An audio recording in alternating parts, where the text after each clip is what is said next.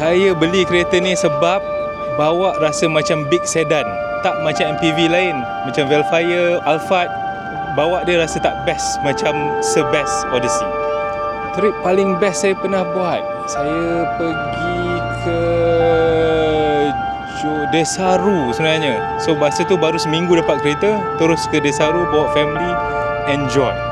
Sebab semua orang dapat seat masing-masing.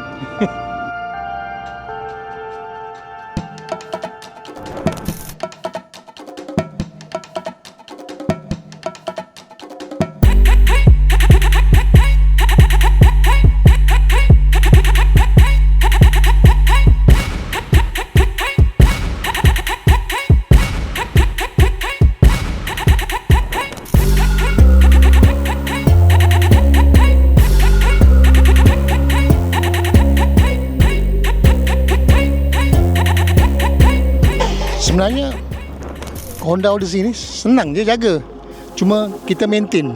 Kalau minyak hitam ke, kita ikut dia punya schedule lah. Kalau 5,000 kita tukar 5,000 km, kalau 10,000 kita tukar 10,000. Semua ikut tip lah, ikut